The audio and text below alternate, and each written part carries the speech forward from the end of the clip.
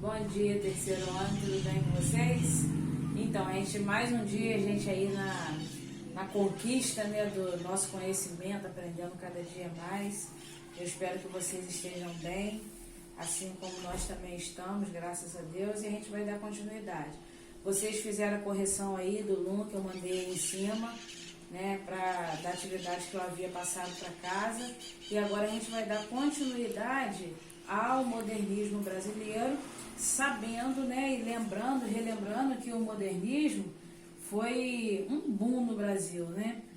Ela veio mesmo para romper com as estéticas passadas, as estéticas tradicionalistas, para começar uma nova estética no Brasil, né?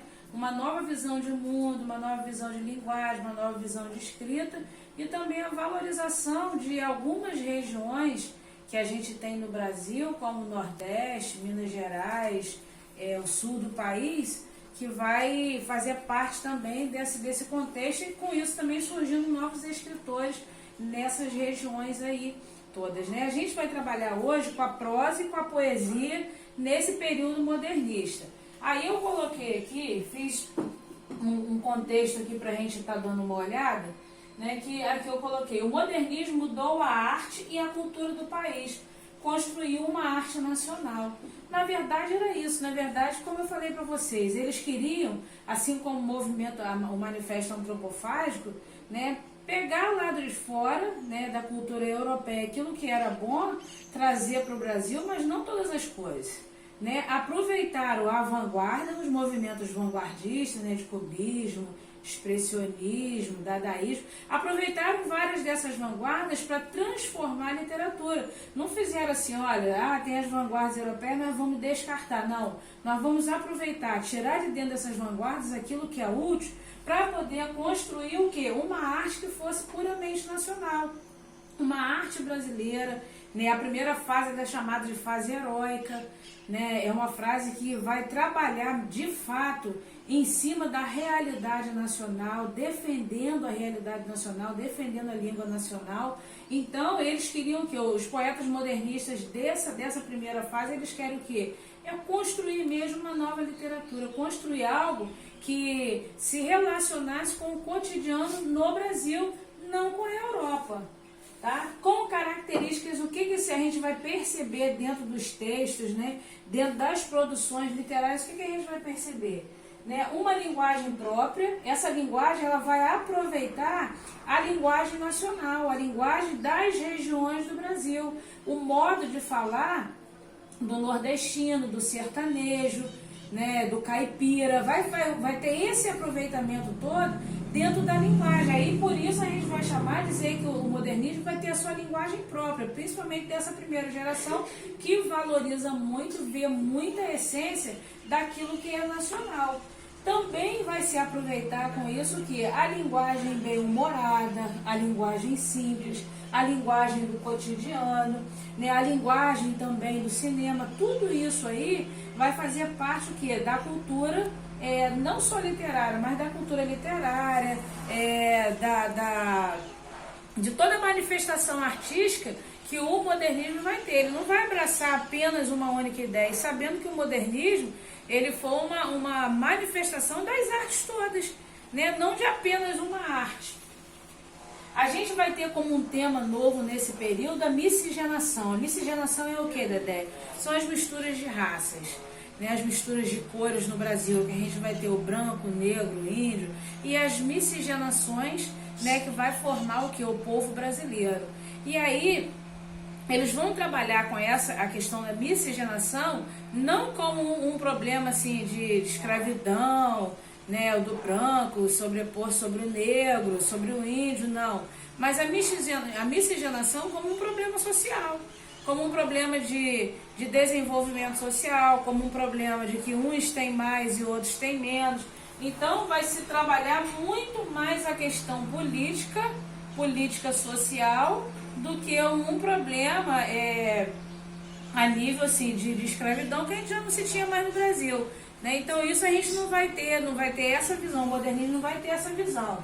Né? Vão trabalhar o cotidiano e os problemas do cotidiano.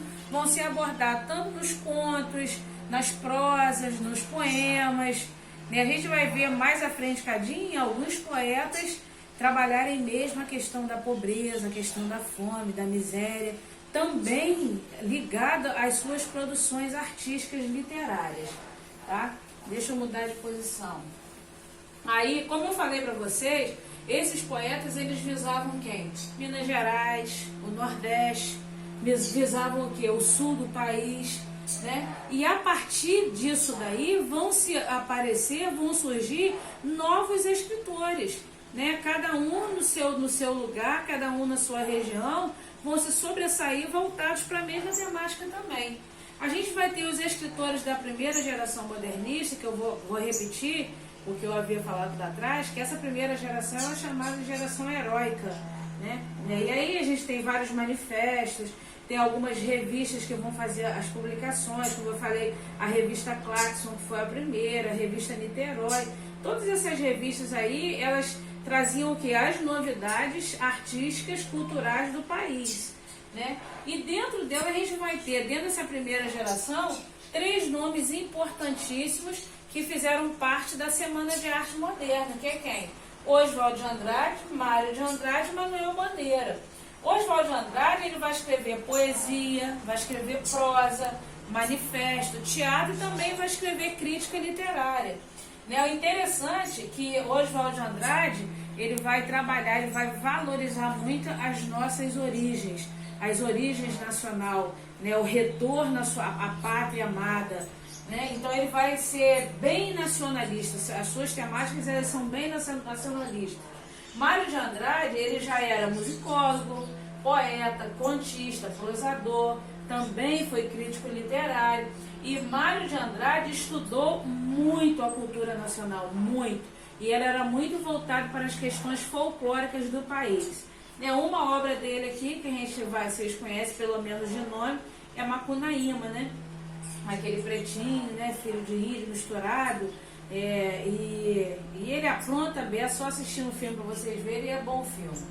E Manuel Bandeira, né? Que vai usar uma linguagem mais simples. Segundo estudiosos, ele é o mais complexo de todo. Por quê? Porque ele traz a realidade para dentro do seu texto e é muito interessante que você precisa conhecer o contexto social para você poder entender, mesmo com a linguagem que ele usa, na sua simplicidade, entender o contexto social da época, mesmo numa linguagem simples, né? Ele trabalha com muitas imagens, ele tem um lirismo muito refinado dentro do seu texto, para se trabalhar problemas nacionais. Ele fala de problemas nacionais, mas de uma forma muito simplificada. Pessoal, então é isso. O conteúdo eu já coloquei lá em cima, nas nossas ações, né, as páginas. Façam as atividades, que tiver para casa, faça. E semana que vem eu mando um pra gente, tá bom? Beijinho, fica com Deus.